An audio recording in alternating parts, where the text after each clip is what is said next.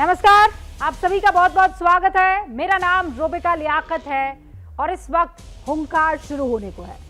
राष्ट्रपति चुनाव में वोटिंग का वक्त खत्म हो गया है। 3 दिन बाद यानी 21 जुलाई को चुनाव के नतीजे आएंगे और उम्मीद के मुताबिक और जो आंकड़ा है उसके कैलकुलेशन के मुताबिक जो दिख रहा है, द्रौपदी मुर्मू का जीतना अब तय है। इसकी वजह यह है कि जिस चुनाव के पहले विपक्ष एकजुट होकर वोट डालने की बात कर रहा था, चुनाव आते आते वही विपक्ष पूरी तरीके से बिखर गया। एकजुटता पूरी तरह से खत्म हो गई। बीजू जनता दल और वाईएसआर कांग्रेस जैसी पार्टियों को तो आप छोड़ दीजिए, शिवसेना के उद्धव गुट, झारखंड मुक्ति मोर्चा, बहुजन समाज पार्टी, सुहेलदेव भारतीय समाज पार्टी, प्रगतिशील समाज पार्टी, अकाली दल, जेडीएस, ये वो तमाम विरोधी पार्टियां हैं जिन्होंने एनडीए उम्मीदवार द्रौपदी मुर्मू के समर्थन में वोटिंग की है। हेमंत सोरेन तो झारखंड में कांग्रेस के साथ मिलकर सरकार चला रहे हैं, लेकिन राष्ट्रपति चुनाव में एनडीए उम्मीदवार को वोट दे रहे हैं। इतना ही नहीं, ममता बनर्जी को भी ये कहना पड़ गया कि अगर एनडीए ने हमसे बात की होती तो शायद हम भी द्रौपदी मुर्मू को समर्थन दे देते। एनडीए ने किस तरह से राष्ट्रपति चुनाव को अपने पक्ष में कर लिया, वो समझने के लिए आपको पहले मैं आंकड़ा दिखाती हूँ। उम्मीदवार का ऐलान जब हुआ था, हमने देखा, और बहुत इंटरेस्टिंग फैक्ट है ये, उम्मीदवार के ऐलान से पहले एनडीए के वोट जो था वो था 5,26,966 के आसपास, यानी लगभग 49% वोट। लेकिन आज वोटिंग के दिन एनडीए के वोट बढ़कर हो गए हैं 6,66,028, यानी लगभग 62% वोट। इसी तरह उम्मीदवार के ऐलान से पहले एनडीए के पास राष्ट्रपति चुनाव में जीत के लिए 12,492 वोट कम पड़ रहे थे, जो आंकड़ा बता रहा था 12,492 वोट। लेकिन आज की तारीख में बहुमत से 1,25,032 वोट ज्यादा है एनडीए के राष्ट्रपति उम्मीदवार द्रौपदी मुर्मू के खाते में। आखिर ऐसा क्या हुआ कि राष्ट्रपति चुनाव में विपक्ष चारों खाने चित हो गया? कैसे यूपीए में शामिल पार्टियां एनडीए के उम्मीदवार को वोट देने के लिए तैयार हो गई? क्यों अपनी ही पार्टी में रह रहे यशवंत सिन्हा के नाम पर ममता बनर्जी को बाद में सोचना पड़ गया? क्या राष्ट्रपति चुनाव आने वाले दिनों में बीजेपी के सामाजिक समीकरण को और मजबूत करेंगे? क्या इस साल के आखिर में जो गुजरात चुनाव हो रहा है उस पर भी राष्ट्रपति चुनाव का नतीजे का असर पड़ सकता है? आज हुंकार इन्हीं सवालों के इर्द गिर्द है। सारे खास मेहमान, इनफैक्ट विशेष मेहमान हमारे साथ जुड़ चुके हैं। अपराजिता सारंगी, सांसद है बीजेपी की, हमारे साथ जुड़ चुकी हैं। स्वागत है आपका अपराजिता जी। प्रमोद तिवारी साहब, सांसद हैं कांग्रेस के, वो भी हमारे साथ जुड़ चुके हैं। माननीय, आपका भी बहुत बहुत स्वागत है। कीर्ति आजाद साहब, प्रवक्ता हैं टीएमसी के, पूर्व सांसद। कीर्ति साहब, आपका भी स्वागत है। माधव आनंद जी, प्रवक्ता हैं जेडीयू के, इस वक्त आपको स्क्रीन पर नजर आ रहे हैं। माधव जी, स्वागत है। घनश्याम तिवारी, प्रवक्ता है समाजवादी पार्टी के, स्वागत घनश्याम जी। प्रदीप सिंह, वरिष्ठ पत्रकार हैं। प्रदीप जी, आपका भी बहुत बहुत स्वागत है। शुरुआत में प्रदीप जी आपसे करना चाहूंगी।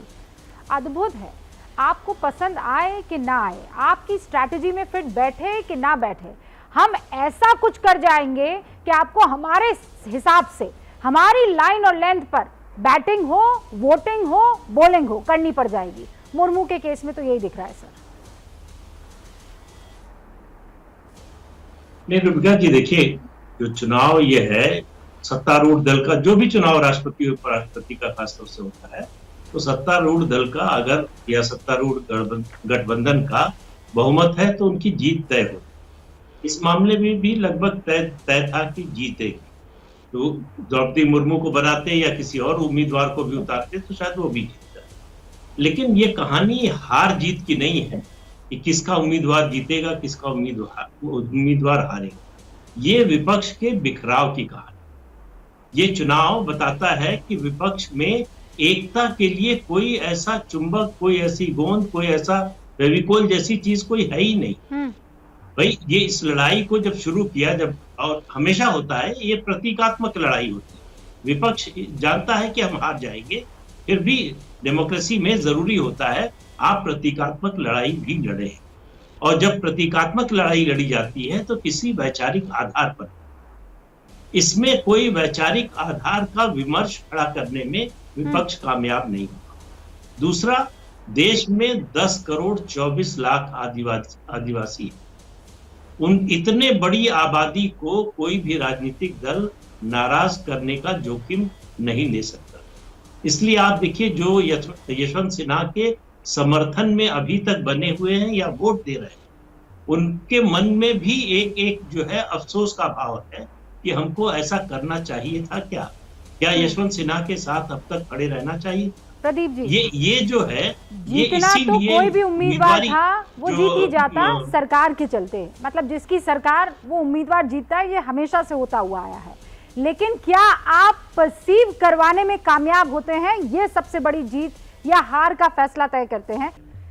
10 ऐसी पार्टियां इस वक्त मेरे सामने हैं जिसने ये तय कर दिया कि हम मुर्मू के पक्ष में वोट करेंगे, लेकिन बावजूद अपनी अपनी पार्टियों के आदेश के कई जगह क्रॉस वोटिंग हुई है। मध्य प्रदेश में भी राष्ट्रपति चुनाव में क्रॉस वोटिंग हुई है। समाजवादी पार्टी के एक विधायक ने द्रौपदी मुर्मू को वोट किया है, जबकि कांग्रेस के एक बागी विधायक ने भी मुर्मू के पक्ष में मतदान किया है। और ये खबर आ रही है मध्य प्रदेश से। इस वक्त मेहमान हमारे साथ सारे जुड़े हुए हैं। प्रमोद जी, मैं आपसे ये सवाल जानना चाहती हूँ कि विपक्ष इकट्ठा होते ही बिखर जाता है, चाहे वो राष्ट्रपति पद का चुनाव हो या बाकी मुद्दों पर। इसमें भी साफ तौर पर यही दिखा है। एक मैसेज, एक जो परसेप्शन है वो बड़ा स्ट्रांग विपक्ष के लिए सड़कों पर या लोगों में नजर नहीं आ रहा। देखिए, ये आज पहली बार राष्ट्रपति का चुनाव नहीं हो रहा है। आज़ादी के बाद बहुत से चुनाव हुए हैं और जब भी चुनाव हुआ है उसमें जो सत्तारूढ़ दल होता है उसका उम्मीदवार ही जीतता है। मैं बहुत स्पष्ट कर दूं, ये आप पहले बाबू राजेंद्र प्रसाद जी से जब से शुरू हुई कहानी और आज तक की बात है। मैं इसमें एक बात बहुत साफ कर देना चाहता हूं कि ये एक संवैधानिक लड़ाई होती है, लोकतांत्रिक होती है। अब सरकार है, प्रबल बहुमत की सरकार है, पर विपक्ष जो सदन में बैठा रहता है, लोकसभा में, राज्यसभा में, विधानसभा में, वो अपने मुद्दों की बात तो करता है। यहाँ पहले दिन से मालूम है कि लगभग 49% एनडीए का वोट है। बहुत से ऐसे दल हैं जिनके सामने ईडी का खतरा है, सीबीआई का खतरा है, तमाम एजेंसियों का खतरा है। उनकी अपनी मजबूरियां हैं, अपनी कहानी है, उनके अपने आदिवासी क्षेत्र हैं, उनकी अपनी अलग परेशानी और समस्या है, तो वो अपने ढंग से मतदान करते हैं। अब मैं और सबसे इंटरेस्टिंग बात इसमें रुपा जी जो होती है कि राज्य में वोटों की संख्या वेरी करती है। जैसे उत्तर प्रदेश का वोट विधायक का सबसे कीमती वोट है रुबिका जी, लगभग 217 के आसपास, थोड़ा ज्यादा। 208। और मिजोरम में 208 पे, और मिजोरम में 7 वोट है। सिक्किम की पूरी विधानसभा जोड़ ले तो 1 लोकसभा के बराबर हो जाएगी, 1 एमपी के बराबर हो जाएगी। तो सवाल ये नहीं है, सवाल ये है कि स्वस्थ लोकतांत्रिक परंपरा के लिए प्रतीकात्मक लड़ाई होनी थी, हुई। इसमें जनता मतदान नहीं करती, इसमें विधायक सांसद मतदान करते हैं। प्रमोद जी, और जब विधायक और सांसद मतदान करते हैं तो आप कह सकती हैं इसी को इनडायरेक्ट वोटिंग कहते हैं। तो जहां तक सवाल आप बिखराव की बात कर रही हैं, बिखराव मुझे तो नहीं समझ में आ रहा यूपी में कहाँ बिखराव हुआ है। सब एकजुट रहे हैं। बहुत सी जगह से हम लोगों को खबरें आ रही हैं कि भारतीय जनता पार्टी के लोगों ने बंगाल में पूरा का पूरा वोट नहीं दिया है। इस पर मत जाइए, इस पर मैं जाना भी नहीं चाहता। मैं सिर्फ इतना कहना चाहता हूँ कि संवैधानिक परंपरा प्रतीकात्मक है। संवैधानिक पद के लिए एक सिर्फ प्रतीकात्मक नहीं कह रहा हूँ मैं, और भी बातें करूँ। संवैधानिक पद पर एक प्रतीकात्मक एक ऐसा संघर्ष होता है जिसमें अभी तक इत्तेफाक से चुनाव सत्तारूढ़ दल ही जीतता आया है। अब आपको याद होगा एक बड़ा मशहूर चुनाव हुआ था अंतरात्मा की आवाज़ पर, बीबी गिरी और नीलम संजीव रेड्डी का। प्रदीप जी मेरे ख्याल से हैं, इन्होंने वो दौर भी देखा होगा। मैं आपसे स्पष्ट करना चाहता हूं कि चुनाव जो हो रहा है, सामने जो दिख रहा है, आप जो संख्या बताना चाहें बता लें, पर हमें अभी प्रतीक्षा करनी चाहिए चुनाव परिणाम की।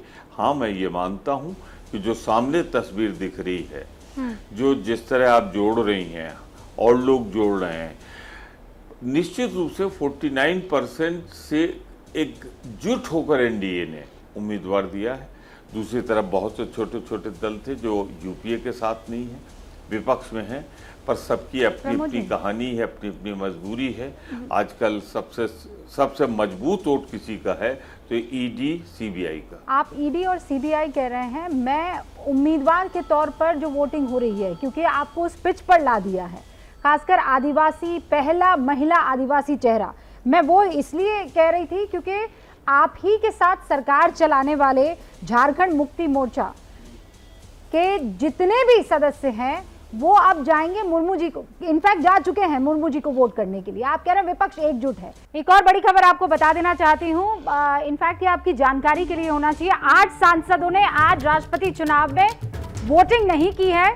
इसलिए नहीं की है क्योंकि कोई या तो जेल में बंद है, जैसे बीएसपी के एक सांसद जो है वो जेल में बंद है, इसलिए वोट नहीं डाल पाए। सनी देओल नहीं डाल पाए वोट क्योंकि वो बाहर है।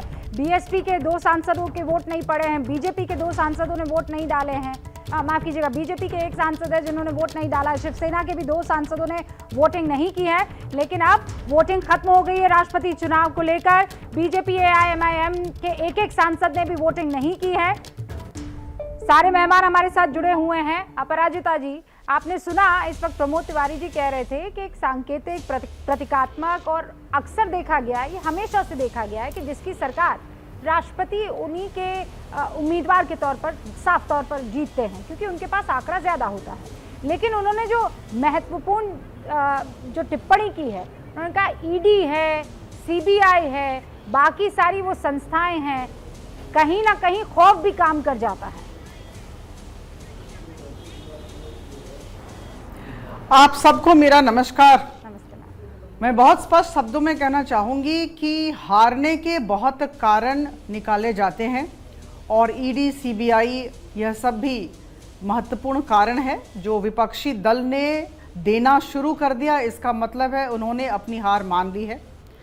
आपने अभी अभी कहा कि करीबन 1,25,082 वोटों से वो हमारे अनुमान से ऊपर है और हम काफ़ी वोटों से जीत रहे हैं। 6,66,000 से अधिक वोट हमें मिलेंगे। देखिए, ऐसा है कि 3 कारणों को आप सबके समक्ष उपस्थापित करना चाहती हूँ। अगर मैडम द्रौपदी मुर्मू को इतने वोट मिलने की आशा है और 1,25,000 अधिक वोट हमें मिलने वाले हैं अनुमान से अधिक, तो इसके 3 कारण हैं। पहला कारण यह है कि एनडीए ने सही व्यक्ति का चुनाव किया और इस दिशा में एनडीए की तरफ से काफ़ी एक्सरसाइज हुए और एनडीए ने, जो हम अंग्रेजी में कहते हैं कंसेंसस, सर्वसम्मति को बनाने की कोशिश की। लेकिन विपक्षी की इच्छा थी कि उनका एक अलग उम्मीदवार हो और उन्होंने किसी को खड़ा किया। पहली बात है कि हमने सही व्यक्ति को प्रार्थी बनाया। निश्चित तौर पर बहुत सारी क्रॉस वोटिंग आज हुई है, आप जैसा कि जानते हैं, और यशवंत सिन्हा जी ने कहा था कि अपनी आत्मा की पुकार सुनकर वोट दे, तो बहुत सारे एमएलएज ने अपनी आत्मा की पुकार को सुनकर वोट दिया। एक दूसरा मैं कारण कहना चाहूँगी, दूसरा कारण है हम किसी भी कार्य को, बीजेपी की बात मैं कर रही हूँ, बीजेपी किसी भी कार्य को बहुत ही गंभीरता के साथ, संजीदगी के साथ करती है। हम होमवर्क करते हैं। देखिए, मैं सांसद हूँ और मैं बीजेपी की सांसद हूँ, इसलिए प्रशंसा नहीं कर रही हूँ, मैं एक भारत की नागरिक के तौर पर प्रशंसा कर रही हूँ। परसों हमें बुलाया गया दिल्ली और कल पूरी मॉक ड्रिल हुई है हमारी, और उसके बाद बार बार फ़ोन आ रहे थे, बार बार हमें कहा गया ठीक समय पर पहुँचना है, लिखित निर्देश भी आए और मॉनिटरिंग ज़बरदस्त थी। यह होना चाहिए। हर तरह से, हर क्षेत्र से, देश के हर क्षेत्र से लोग आते हैं, हर तरह के लोग हैं। तो लेकिन भारतीय जनता पार्टी के हेडक्वार्टर से जिस तरह की मॉनिटरिंग हुई और जिस तरह की हैंड होल्डिंग हुई और जिस तरह का होमवर्क किया गया, ये काबिले तारीफ है। और तीसरी बात मैं कहना चाहूँगी, जैसा कि अभी कहा गया, विपक्षी बिखराव, यहाँ संजीदगी का भाव, होमवर्क नहीं होना और सारे लोग एक दूसरे से आगे बढ़ने के लिए लगे हुए हैं। तो मुझे लगता है ये 3 कारण हैं जो मैं आप सबके समक्ष रखना चाह रही थी, ठीक और है। इसी की वजह से मैडम द्रौपदी मुर्मू जो उपयुक्त प्रार्थी हैं वो जीतने वाली हैं। ठीक है, लेकिन प्रमोद जी कुछ कहना चाह रहे हैं। उन्होंने कहा उनकी बात खत्म नहीं हुई थी। प्रमोद जी, मैं 30 सेकंड का टाइमर लगा रही हूँ, 30 सेकंड में अपनी बात कर लीजिएगा ताकि मैं 3 और अपने मेहमानों के पास जा सकूं। 30 सेकंड में सब। मैं पहली बात क्लियर कर दूं, ये हमारी यूपीए इंटैक्ट थी, यूपीए इंटैक्ट है, उसमें कोई दल में बिखराव नहीं हुआ। अगर कोई हुआ है तो गठबंधन में जो यूपीए से अतिरिक्त थे उसमें हुआ था। दूसरी बात, योग्यता की परिभाषा क्या होगी? क्या अटल बिहारी वाजपेयी जी बेहतर प्रधानमंत्री नहीं थे? जिसको उन्होंने विदेश मंत्री बनाया, जिसको उन्होंने अपना वित्त मंत्री बना के विश्वास किया, जिसके सारे उन्होंने नीति चलाई, उसने तो अयोग्य हो गया। आज मोदी जी की नजरों में अटल जी का वित्त मंत्री और विदेश मंत्री अयोग्य है। आप यही यशवंत मुझे सिन्हा जी की कहना बात है, कर रहे हैं। ये तय कर लें बीजेपी वाले कि क्या सच क्या सिचुएशन के हिसाब से प्रमोद जी, हाँ, आज की तारीख में ये जो नाम आपकी तरफ से आया और जो नाम सरकार की तरफ से आया, इसको अगर देखा जाए तो कहा जा रहा योग्यता है, की बात कर रहा हूं, मैं योग्यता पे बोल रहा हूं। ठीक है, योग्यता पर अपराजिता जी अपनी बात रखेंगे, लेकिन उससे पहले योग्यता की बात कीर्ति कीजिए। आजाद साहब, प्रदीप जी अयोग्य नहीं है। हाँ, प्रदीप जी 30 सेकंड कुछ अयोग्य कह नहीं दें, है वो। फिर कीर्ति आजाद जी का रुख करें। प्रदीप जी, मैं एक छोटी सी बात कह रहा हूं कि अब आप देखिए कि विपक्ष के वैचारिक दिवालियेपन का नतीजा, यशवंत सिन्हा जिनकी तारीफ कर रहे हैं प्रमोद जी, बीजेपी में सबसे लंबा समय बिताया उन्होंने अपने राजनीतिक जीवन का, और कोई कैंडिडेट ही नहीं पूरे देश से 140 करोड़ में से मिला विपक्ष को। तो कौन सी वैचारिक लड़ाई? जो बीजेपी के साथ खड़ा रहा, बीजेपी में अपना राजनीतिक जीवन का सबसे लंबा समय बिताया, उसको लेकर आप बीजेपी के खिलाफ वैचारिक लड़ाई लड़ेंगे? कैसे लड़ेंगे कीर्ति आजाद साहब वैचारिक लड़ाई? दिवालियापन कहा जा रहा है प्रदीप जी की तरफ से कि आपके पास अपना कोई कैंडिडेट नहीं था, एक ऐसा चेहरा था जिसने जिंदगी भर दूसरी विचारधारा को सर्व किया है।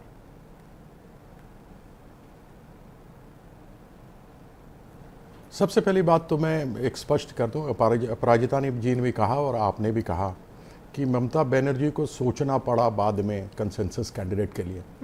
मैं स्पष्ट कर देता हूं कि जैसे ही द्रौपदी मुर्मू जी का नाम आगे प्रस्तावित किया गया एनडीए की तरफ से, उसी समय ममता जी ने ये कहा था कि यदि हम सबों के साथ मिल करके बात कर लेते, तब तक हमने अपना उम्मीदवार नहीं दिया था, अगर सबके साथ मिल करके बात कर लेते तो हम भी समर्थन कर सकते थे, क्योंकि राष्ट्रपति के ऊपर कोई भी नहीं चाहता कि चुनाव हो। राष्ट्रपति संविधान के सबसे ऊंचे पद पर बैठती हैं या बैठते हैं। ऐसी परिस्थिति के अंदर यदि 2 फाड़ बन जाएं तो फिर उचित नहीं लगता, कहीं भी, चाहे देश में या विदेश में, कहीं भी आप चले जाएं। दूसरी बात, मुझे बहुत प्रसन्नता है कि प्रदीप जी आप चिंतित हैं कि विपक्ष की एकता नहीं है। 2024 तक आपको एकता दिख जाएगी, उसके अंदर कोई भी अतिशयोक्ति या संशय की कोई बात नहीं है। अभी बहुत ही स्पष्ट रूप से प्रमोद तिवारी जी ने कह दिया कि यदि यह चुनाव होते हैं तो प्रतीकात्मक होते हैं, और उसके अंदर यह सदैव देखा गया है कि जो सत्ता में बैठा हुआ है उसकी सदैव जीत होती है।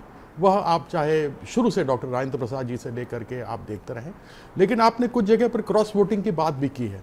तो क्या क्रॉस वोटिंग केवल एनडीए के लिए हुई है, या फिर आज बंगाल में 5 सितारा होटल में सब विधायकों को रखा गया बीजेपी के, यह कहते हुए कि वहाँ पर क्योंकि नॉर्थ बंगाल से आ रहे हैं इसलिए उनको वहाँ रखा है। किसी भी प्रदेश में चले जाएंगे, सभी विधायकों के लिए रहने के लिए सेशन के समय या अन्य वहाँ पर व्यवस्था होती है और उनको घर दिए जाते हैं। तो जब कभी इस प्रकार से कोई अपना स्टेटमेंट देता है, वक्तव्य देता है, तो उस पर हंसी आती है कि हमने बुलाया है सबको एक जगह रखने, क्योंकि बड़े दूर दूर से वो लोग चले हुए आ रहे हैं। तो यह एक दूसरा विषय है। तो केवल यह कह देना कि वोट क्रॉस वोटिंग केवल एनडीए के लिए हुई है, यह उचित नहीं है। क्रॉस वोटिंग यशवंत सिन्हा जी के लिए भी हुई है। तीसरी बात, इन्होंने यशवंत सिन्हा जी, क्या उन्हें कोई पूरे हिंदुस्तान में दूसरा व्यक्ति नहीं मिला? मेरा प्रश्न एक ही है। एक बीरबाहा हांसा जी हैं, उन्होंने प्रश्न किया है द्रौपदी जी से। द्रौपदी जी ने कहा मैं हिंदू हूँ। हांसा जी ने कहा कि वह हमारे कम्युनिटी की आदिवासी हैं, और आदिवासी के तीज त्योहार देवता सब कुछ अलग होते हैं, जो आपके जिसको आप हिंदुत्व बोलते हैं उससे बिल्कुल अलग होते हैं। तो यह स्पष्ट भी द्रौपदी जी को करना पड़ेगा कि वह एक ट्राइबल हैं या वह हिंदू हैं। मैं ये नहीं कहता हूं कि अलग है, हम सब भारतीय हैं। जब कभी आप हिंदू की बात करते हैं तो उसको आप मजहब से जोड़ देते हैं, जब आप भारतीय की बात करते हैं तो देश की एकता, जहां हिंदू मुस्लिम सिख ईसाई सब एक साथ रहते हैं, चाहे एससी हो चाहे एसटी हो, वो भी साथ में होते हैं। तो यह मेरा एक छोटे में आपको उत्तर है। ठीक है कीर्ति जी, आपने जो सवाल उठाए हैं उनका जवाब यहाँ पर देने के लिए दो मेहमान बैठे ही हुए हैं, लेकिन आप कह रहे हैं कि वो हिंदू हैं कि आदिवासी हैं, तो ये क्या बांटने वाला सवाल नहीं हुआ? आप कह रहे हैं हाँ हिंदुस्तानी, इंडियन, भारतीय ये अलग चीज़ है, लेकिन जब वो अपने आप को हिंदू कहती हैं तो वो हिंदू हो जाती है और वो आदिवासी नहीं है। ये तो डिवाइड एंड रूल वाली पॉलिटिक्स तो फिर आपकी तरफ से होती हुई नजर आएगी सर। बहुत आपने मेरे सवाल का जवाब दे दिया। जब वह राष्ट्रपति की उम्मीदवार बनी तो वह देश की राष्ट्रपति थी, न वो हिंदू थी न वो आदिवासी थी। उन्होंने कहा कि मैं हिंदू हूं, इसलिए मैंने ये प्रश्न किया। अन्यथा जब कोई भी राष्ट्रपति पद के लिए खड़ा होता है तो वह व्यक्ति अपने आप को किसी जात धर्म में नहीं बांटता है। यह आपने तो जवाब स्पष्ट मैंने जो बोला उसी को आपने सही कर दिया। जी तो मैं आपको बहुत धन्यवाद मैं हिंदू हूँ, ये बात पसंद नहीं आई कीर्ति आजाद साहब को। उन्होंने कहा कि जब आप उस पद पर जाने वाले होते हैं तो फिर आप ये नहीं चुनते हैं। मैंने जवाब दे दिया ना ना ना ना ना, मेरे मुंह में शब्द न डालिए कृपया रूबिका जी, नहीं, गलत बात, ये गलत बात, ये आप गलत मेरे मुंह में शब्द डाल रहे हैं। मैंने कहा कि उनको ये बात नहीं कहनी चाहिए। हाँ। आप संविधान के सर्वोच्च पद के लिए लड़ रहे हो, वही तो मैंने आप संविधान की रक्षा करने वाले हो, ऐसा नहीं होना चाहिए, ये बात उचित नहीं है। और आप मेरे मुंह में शब्द नहीं डाल सकती हैं। आपके माने एकदम सही है, मेरे मुंह में शब्द नहीं डाल सकती। मैंने कहा कि मुर्मू जी ने कहा। हाँ हाँ, मुर्मू जी की मैं नहीं कह रहा हूँ, मुर्मू जी कह रही है। देखिए रूबिका जी, ये बात बहुत गलत है। आप किसी ना ना ना ना, ये बात गलत है। जब आपकी बात में पकड़ लेता हूँ तो आप मुझ पर उल्टा आप वो करती हैं, उचित नहीं है। मतलब मैं समझी नहीं सर, मैं तो कह रही हूँ आप सही कह रहे हैं। मैंने यही तो कहा है कि बकौल कीर्ति आजाद साहब, तो फिर मुर्मू जी का ये कहना कि मैं हिंदू हूँ, ये आपको नापसंद आया? आपको नापसंद आया कि नहीं? नापसंद आया ना? नहीं, मुझे नहीं आया। मैं क्या कह रहा हूँ, ना ना ना, मेरी बात आप सुन ले एक बार, पुनः आपको बता देता हूं। उल्टा घड़ा रखिए, पानी डालिए तो उसमें नहीं जाता। मैं एक बार पुनः आपको बता देता हूं। मैंने कहा मुर्मू जी जो राष्ट्रपति के उम्मीदवार हैं, जो चुनाव लड़ रही हैं, जिनको आपने जिता दिया है, आप कह रहे कि वो जीत गई हैं, क्रॉस वोटिंग भी हो गई, सब कुछ हो गया, उनके मुंह से यह सुनना उचित नहीं है। जब वो कोई संविधान के सबसे उच्च पद पर लड़े कोई और कहे मैं हिंदू हूं, उनको कहना चाहिए मैं भारतीय हूं। हिंदू हो सकती है, मैं भी, मुझे गर्व है कि मैं सनातन धर्म भारतीय हूं, मैं हिंदू हूं, मुझे गर्व है। तो क्या कोई दूसरा आदमी बड़ा या छोटा हो जाता है? यह उचित नहीं है। जो संविधान के पद पर, सबसे ऊंचे पद पर जा रहा है, उसे ऐसा वक्तव्य नहीं देना चाहिए। मैंने केवल इतना कहा, मुझे कोई दुख नहीं है। तो बहुत अच्छी बात है अगर वो आदिवासी छोड़ करके हिंदू जब रैलियां करती है ममता बनर्जी, उनकी व्यक्तिगत सोच हो सकती है। उनको किसी तरह का कोई शक्ति पाठ नहीं करना चाहिए, हनुमान चालीसा नहीं पढ़ना चाहिए। ममता बनर्जी ने मुख्यमंत्री रहते हुए जब ये काम किया है जनता के सामने, तो मैं उसे असंवैधानिक करार दे दूं? क्योंकि वो तो भारतीय हैं, फिर उनको ये काम नहीं करना चाहिए था उस लिहाज से। यह तो बिल्कुल बिल्कुल ममता बनर्जी के सीएम बनने से बहुत साल पहले 80 के दशक से राम मंदिर की बातें चल रही थी, पार्लियामेंट में उठती थी, अलग अलग चीफ मिनिस्टर इनके थे, वह किया करते थे। मैं तो ममता बनर्जी का संवैधानिक पद पर बैठने के बाद तो सबका जवाब देना पड़ेगा, केवल ममता बनर्जी का नहीं। नहीं ममता, मैं तो आपसे क्रॉस क्वेश्चन कर रही हूँ ना सर। देखिए रूबिका जी, मैं प्लीज नहीं, मेरे को बात खत्म करने देंगे आप, उसके बाद मुझसे कीजिए। आप बीच में मुझे टोकेंगी तो मेरा आप लय तोड़ना चाहती हैं, क्योंकि आपके पास जवाब नहीं होता। अरे सर, जवाब आपके पास नहीं है, मेरी लय को तोड़ती हैं। आप बोलिए, मैं पूरा वक्त देती हूं आपको सर। देखिए फिर आपने शुरू कर दिया, फिर शुरू कर दिया। मैं दोबारा सवाल पूछती हूं। नहीं, फिर आप बीच में टोकिए मत, नहीं टोकूंगी। आप बीच में टोकिए मत। अगर टोकना है तो मुझे माफ कीजिए, मैं अपना वापस जाता हूँ, घर पर अच्छा प्रसन्न बैठा हूँ। मैं आपको एक सवाल दोबारा बता देती हूँ। मैं सवाल तो आप मुझे बोलने दीजिए। नहीं ना ना, आप मुझे पहले बोलने दीजिए। आप अपना मट्टा उल्टा रख लेंगे, मेरे जब तक जवाब खत्म नहीं, मेरे जवाब जब तक खत्म नहीं होगा, मैं आपका प्रश्न नहीं पूछूं, मैं आपका प्रश्न नहीं सुनूंगा जब तक मेरा जवाब खत्म नहीं होगा। अच्छा, मेरा प्रश्न क्या यही बता दीजिए। यदि आपको मंजूर है तो ठीक है, नहीं तो मैं अपना चैनल से जा रहा हूं। नहीं कीर्ति साहब, मेरा प्रश्न क्या है जिसका आप उत्तर देंगे, मुझे बस इतना बता दीजिए। पूछें, लेकिन बीच में न टोकें। आप टोके जा रही हैं, आप टोके जा रही हैं, टोके जा रही हैं, क्योंकि आपको तकलीफ हो रही है। मैं सवाल जवाब दे रहा हूं, सवाल का जवाब मिर्च सदैव लगती है। अब फिर टोके जा रही हैं, फिर टोके जा रही हैं, फिर टोके जा रही हैं। अरे प्लीज बोलने दीजिए, कृपया, आपने मुझसे सवाल पूछा, मैं उसका जवाब दे रहा हूं, और जब जवाब सही आने लगता है तो आप बीच में टोक देते हैं। सवाल क्या था मेरा, सारे ये डे तो को बता खराब कर दीजिए देते ना, हैं। इससे सामने कीर्ति वाला जो है साहब। वह अरे सवाल आपने सीधा कहा था कि उनको आप हिंदू वो बोल रही हैं, फिर आपने ममता जी के ऊपर कहा कि वो चंडी पाठ कर रही हैं, तो मैं उसी के ऊपर जवाब दे रहा था। हाँ। आपने मुझे बीच में टोक दिया। ठीक है, you are on right track से, बताइए मुझे उसका जवाब दीजिए। अब दूं जवाब? हाँ हाँ, अब दूं जवाब? हाँ हाँ हाँ, बिल्कुल दूं जवाब। 1 मिनट का टाइमर लगा लीजिए। 1980 से पार्लियामेंट के बाहर किस चीज का मतलब मैं अनइंटरप्टेड आपको क्या 1 टाइम? मिनट छोड़ देती दीजिए, हूँ मैं सर। जवाब ही नहीं देता। नहीं सर, आपने मैं मुझसे 1 प्रश्न मिनट पूछा, अनइंटरप्टेड दे रही हूँ। आई विल नॉट इतनी देर अगर इंटरप्ट। आपने नहीं किया, अगर इतनी देर आपने समय बर्बाद न किया होता तो मैं 2 मिनट में अपनी बात खत्म कर लेता। ममता बनर्जी को आपने कहा चंडी पाठ करती हैं। 1980 और उसके पहले दशक से हमने पार्लियामेंट के अंदर, पार्लियामेंट के बाहर राम मंदिर को देखते रहे। हमें तो प्रसन्नता हुई, मैं तो 51,000 रुपए भी राम मंदिर को बनाने के लिए दिए हैं अपनी तरफ से, क्योंकि मेरी आस्था का प्रश्न है। लेकिन आस्था केवल एक का हो जाए वह तो उचित नहीं है ना। आस्था तो पूरे हिंदुस्तान में रहने वाले सभी हिंदुओं का है। दूसरी बात यह है कि आप पार्लियामेंट से लेकर आज तक कभी देख लीजिए, राम मंदिर बनाएंगे, यूपी में चले जाइए, वहां लोग बात करते हैं, वहां जब कोई कहते हैं तो बुरा लग जाता, कहता मैं कुछ बताता हूं तो बुरा लग जाता है। ममता दीदी अगर चंडी पाठ करें तो सबसे बुरा लग जाता है कि वो क्यों कर रही हैं। अरे साहब, सब लोग करते हैं, सब जगह करते हैं, शुरू से कर रहे हैं, पार्लियामेंट में कर रहे हैं, विधानसभाओं में कर रहे हैं। अभी क्या हो रहा है? अभी जाके शिलान्यास करके आए राम मंदिर के, उसके ऊपर योगी आदित्यनाथ जी, तो उसके ऊपर क्या नहीं होगा? तो जब जो जिसके मन में विचार है वो अवश्य करे। मेरा केवल एक बात कहने का था कि जो संविधान के सबसे उच्च पद के लिए लड़ाई लड़ रही हैं, उनको अपने आप किसी जाति या धर्म में नहीं बांटना चाहिए। मैंने केवल इतना कहा, उसके अंदर क्या खराबी कर दी साहब? मैं तो 1 मिनट से पहले खत्म कर दिया आपकी बात। नहीं कीर्ति साहब, मैं अभी भी इंतजार कर रही हूँ। मेरे सवाल का आपने जवाब नहीं दिया। आप कह रहे हैं सब करते आए हैं, तो जब उन्होंने पाठ किया है, मैंने आपने ममता जी का पूछा, मैंने जवाब दे दिया। उसके बाद क्या पूछा मुझे मालूम ही नहीं। मैं देखिए, मेरा सवाल आपने सुना नहीं ना सर, मैं दोबारा कह रही हूँ। क्या बोलिए ना? क्या? हाँ, मैं सवाल ये कह रही हूँ सुनाइए ना। कि अगर द्रौपदी मुर्मू कहती है मैं हिंदू हूँ, तो आप ये कहते हैं अनुचित है। लेकिन ममता बनर्जी जब प्लेटफॉर्म से चंडी पाठ करती हैं तो वो अनुचित नहीं है, वो ठीक है। जिस प्रकार से योगी आदित्यनाथ राम मंदिर के बारे में बात करते हैं, जिस प्रकार से नरेंद्र मोदी जी जब प्रधानमंत्री नहीं मुख्यमंत्री थे वो बात करते हैं, या अमित शाह जी करते हैं, या कोई और व्यक्ति किसी भी स्टैंड पर खड़े होकर के जब वह राम मंदिर की बात करता है, उसी प्रकार से ममता दीदी भी चंडी पाठ करती हैं। लेकिन द्रौपदी मुर्मू जब करती है तो वो अनुचित है।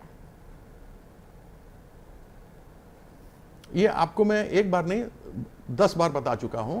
जब कोई संविधान के पद के लिए चुनाव लड़ रहा हो, जो संविधान के लिए सर्वोच्च पद के लिए चुनाव लड़ रहा हो, जो वहां उस पद पर बैठना चाह रहा हो, राष्ट्रपति के पद पर, राष्ट्रपति किसी धर्म या किसी जाति का नहीं होता, या अनुसूचित जाति का नहीं होता। ऐसे में उस व्यक्ति को नहीं बोलना चाहिए। मैंने केवल ये कहा है, इसके अलावा थोड़ा ना कहा कि मुझे दुख है। मैं खुद हिंदू हूं, मुझे खुशी है कि अगर उन्होंने आदिवासी छोड़ करके हिंदू बन गए, बड़ी अच्छी बात है, बड़ी प्रसन्नता की बात है। कि मुख्यमंत्री कहें, गृह मंत्री कहें, प्रधानमंत्री कहें, ये सब अलग बात है। लेकिन जब आप संवैधानिक पद की उम्मीदवारी के लिए खड़े हैं तब आप कहें हिंदू, तो गलत है, अनुचित है। राम माधव जी, माधव आनंद, रूबिका जी, सबसे पहले आपके चैनल के माध्यम से, रूबिका जी, आपके चैनल के माध्यम से सबसे पहले मैं एनडीए के उम्मीदवार को अग्रिम बधाई देना चाहता हूं। जो आपने आंकड़ा बताया और जिस तरह के क्रॉस वोटिंग हुए हैं, उससे तो ऐसा लगता है कि उनकी जीत जो है निश्चित है। तो मैं अग्रिम बधाई देना चाहता हूं। और जहां तक बात आपने कही, विपक्षी एकता की बात आपने कही, देखिए विपक्ष कब एकजुट होगा? जब उसके पास नेतृत्व होगा। जब सही नेतृत्व नहीं होगा, एक करिश्मेटिक लीडर नहीं होगा, तो विपक्ष एकजुट कभी नहीं हो सकता है।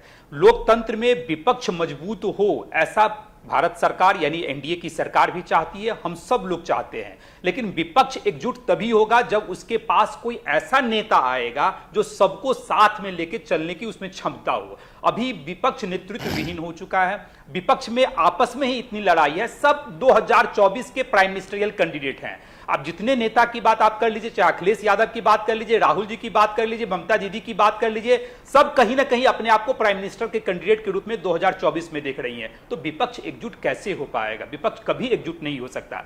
जहां तक अब जाति धर्म की बात हुई कि जो एनडीए के उम्मीदवार हैं, उन्होंने कहा कि मैं हिंदू हूं, मुझे नहीं लगता है कि इसमें कहीं भी कोई आपत्तिजनक चीजें हैं।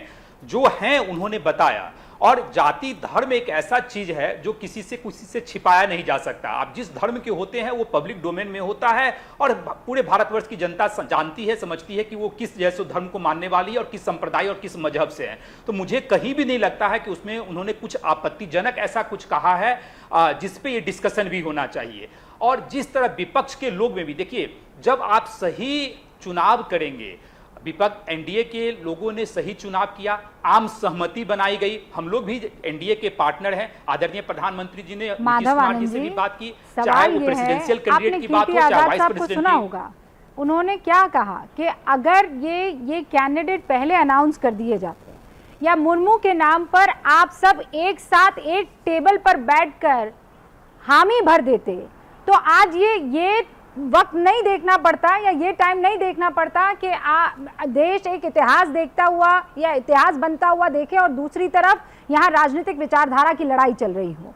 आप लोगों ने यानी बीजेपी ने बाकी विपक्षी पार्टियों को मनाने की, समझाने की कोशिश नहीं की। ये सीधा सीधा आरोप कीर्ति आजाद साहब लगा रहे हैं आप पर, एनडीए पर। घनश्याम तिवारी जी, दो आपके जो साथी थे, ओम प्रकाश राजभर, सोहेल देव भारतीय समाज पार्टी के, और आपके पार्टी के अध्यक्ष के चाचा शिवपाल यादव, इन दोनों को छीन लिया एनडीए ने आपसे, इस वक्त कहा यह जा रहा है। नमस्कार रुबिका जी, आपको, दर्शकों को और मेरे तमाम को पैनलिस्ट को। देखिए, स्पष्ट है, अगर हम तीन प्रमुख मुद्दों पे जिस वक्त तक चर्चा हुई है उसकी बात करें, पहले तो विपक्ष एकजुट नहीं है और एनडीए और भारतीय जनता पार्टी बहुत एकजुट है। आप अपनी ही कोई एक बहस दिखा दीजिए पिछले 3 महीने की, 1 साल की, जहां पर एनडीए के कोई 2 घटक दल उसके साथ बोल रहे हो। ये जेडीयू महंगाई, बेरोजगारी, अग्निवीर, पेगासस, इनमें से किसी भी मामले में एनडीए के साथ खड़ा हो, या एनडीए ने, भारतीय जनता पार्टी ने जेडीयू से कहीं पूछा भी हो, या फिर शिवसेना का जो हाल बीजेपी ने किया है वो देश ने देखा है, या फिर शिरोमणि अकाली दल का जो हाल किया है। तो सिर्फ ये कहना कि भारतीय जनता पार्टी का खेमा एकजुट है, ये फैक्ट तो नहीं है। जहां तक विपक्ष की बात है, विपक्ष में जो अलायंसेज हैं वो एक तरीके से एक धारा में वोट करते आए हैं। तो भारतीय जनता पार्टी को ये नैरेटिव सूट करता है, ये कह दीजिए कि विपक्ष एकजुट नहीं है।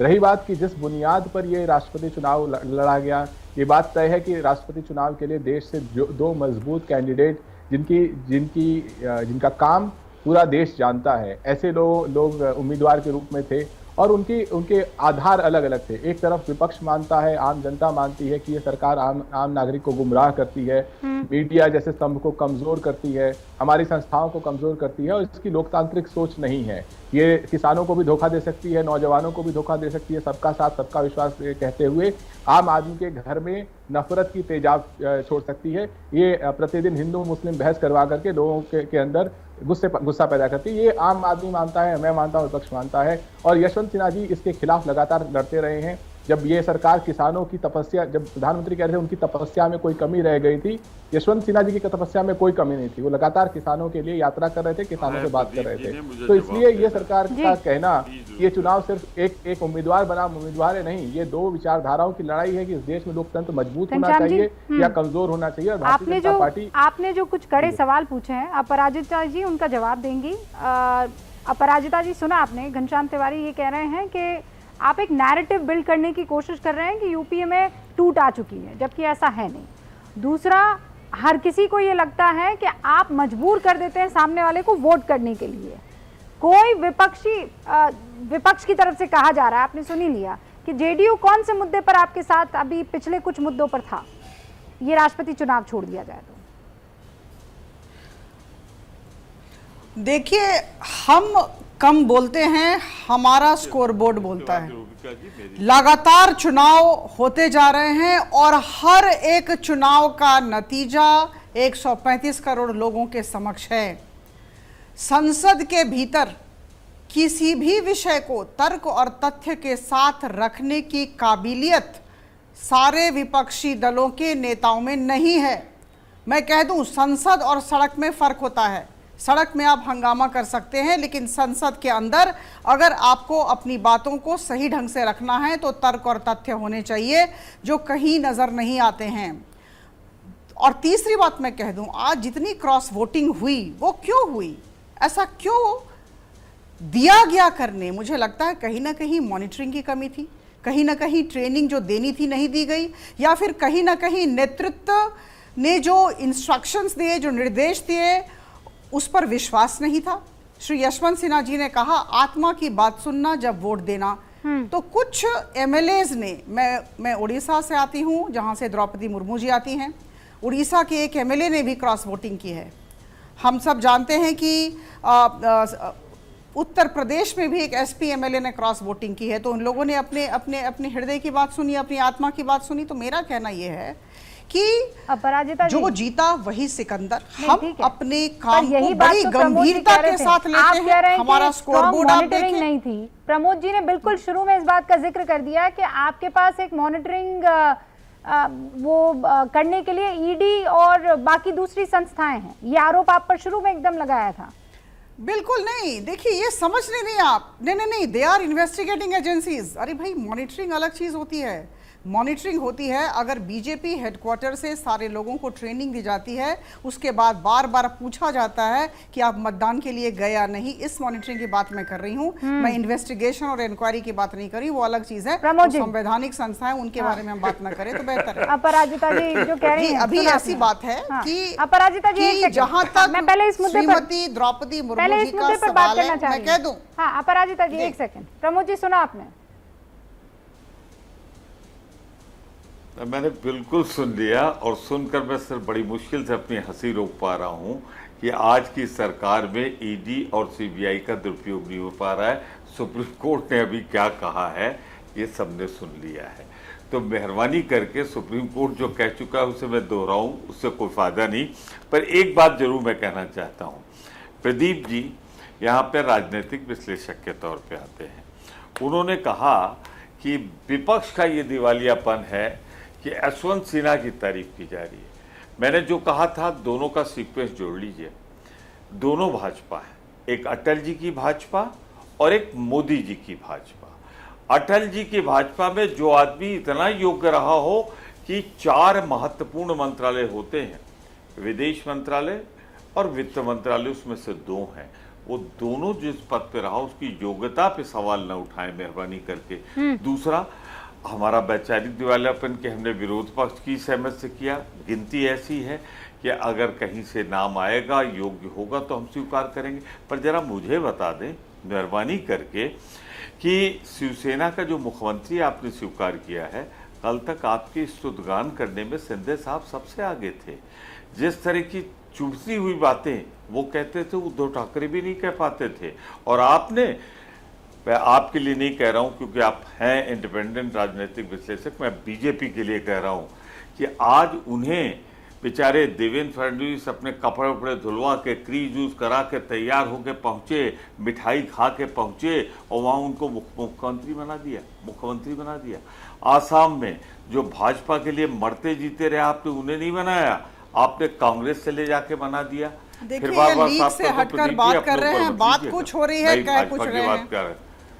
अब लीक से हटकर बात कर रहे हैं, अब ये लीक सिखाएंगी मुझे अपराजिता जी। अब आप लीक ना सिखाइए, लीक पे चलना क्या होता है कुछ दिन बाद। अगर आप लीक से हटेंगे तो निश्चित तौर पर बोलूंगी कि लीक पर रहिए। नहीं सिखा पाओगे। वाद विवाद का विषय अलग है। ये काम रूबिका लियाकत जी का है, आपका विवाद का विषय अलग है। और राष्ट्रपति निर्वाचन के विषय में बातचीत हो रही है। पे हाथ रख दिया मैंने, कमजोरनेस पे हाथ रख दिया मैंने, तो अब ये बात हो रही है, मैं जवाब दे रहा हूँ उनका। अब आप सोचे 21 जुलाई को क्या होने वाला है, अग्रिम बधाई दे दें। अगस्त भी आएगा। देखिए, जो जीता वही सिकंदर। स्कोर बोर्ड पर क्या आने वाला है वो आपको पता है। और खिसियानी बिल्ली खंभा नोचे होता है ना, सिकंदर कि जब वो हम बोलते हैं हिंदी में बहुत बने हैं, लेकिन जब नाचने नहीं आता है तो हम कहते हैं अटल बिहारी वाजपेयी को छोटा न करिए। ऐसी बात है मोदी कि जी के द्रौपदी तारीफ मुर्मू में जी अटल जी बहुत को नीचा उपयुक्त मत प्रार्थी दिखाइए, हैं, ये छोटा आपको मत भी ज्ञात है, दिखाइए। हमें भी ज्ञात अटल है। जी बहुत बड़े इंसान थे। श्री मैं आपसे यशवंत फिर कह रहा सिन्हा हूं जी आपसे, की योग्यता अटल जी पर को किसी छोटा ने मत करिए प्रश्न इन चिन्ह दोनों के नहीं आगे। लगाया है, वो बड़ी शख्सियत लेकिन थे। फिर प्रमोद जी मैडम जहाँ तक द्रौपदी मुझे याद मुर्मू है, उनसे अटल जी ज्यादा जिनका आज आप उपयोगी इतना हैं, चर्चा और जिक्र कर रहे आदिवासी हैं, हैं, महिला हैं, उनको एक वोट से किसने उनकी सरकार को गिराया था? वो एक वोट जो बेशकीमती था। अटल जी आज आपको बड़े मेरा याद आ उद्देश्य रहे पूरा प्रमोद हुआ। जी। अगर इतना तिलमिलाई ये गई है तो तीर सही निशाने पे बहुत लग याद रहा। आ रहे हैं अटल जी आज इनको। अगर इतना तिलमिला गई है ये अटल खिसियानी जी को बिल्ली आप भी याद खंबा कर लो, नोचे, जिसको पुनरावृत्ति आप याद करना कर लो, चाहूंगी। वो चूंकि बहुत सवाल बड़े थे, अपराजिता जी, बहुत बड़े अब थे आप अटल जी। 21 अपराजिता जी, एक सवाल आपसे था, उसका मैं जवाब कहीं आपने कहीं दिया। प्रदीप जी तो से भी अभी सवाल कहीं पूछा गया, मैं 30 महिला सेकंड में हूं। प्रदीप जी अपना जवाब दे दीजिए। आप सुना आपने प्रमोद जी के सवाल को, मैं दोहराऊंगी नहीं।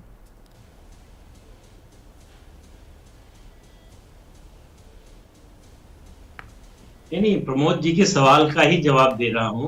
उन्होंने खुद ही जवाब दे दिया। 140 करोड़ लोगों में उम्मीदवार खोजने गए तो अटल जी का जो योग्य व्यक्ति था वही मिला। यानी आपको योग्य व्यक्ति चाहिए तो अटल जी के समय जो योग्य लोग थे वो मिलेंगे। तो बीजेपी की विचारधारा से बाहर कोई योग्य है ही नहीं क्या? आप तो बीजेपी की विचारधारा के खिलाफ लड़ रहे हैं ना। अरे अब वो तो सिंबल तो वो होना बीजेपी में चाहिए। नहीं, टीएमसी गोपाल में कृष्ण है, गांधी टीएमसी होते में तो वो प्रदीप सिंबल जी, बनते। याददाश्त दुरुस्त कर बीजेपी लीजिए। की विचारधारा के याददाश्त खिलाफ होते। जो समझ में नहीं आ रहा, वो जो टीएमसी यशवंत में सिन्हा है, बीजेपी की प्रदीप जी विचारधारा कह रहे हैं, यशवंत सिन्हा ने अब टीएमसी ज्वाइन कर ली है और ऐसे बहुत से लोग होंगे जिन्होंने बीजेपी ज्वाइन कर ली बताइए, होगी। समझाइए इनको याद दिलाइए। राजनीति में ये तो सच है कि विचारधारा अपनी तरफ हो जाती है और कुर्सी अपनी तरफ हो जाती है। आप सभी का बहुत बहुत शुक्रिया।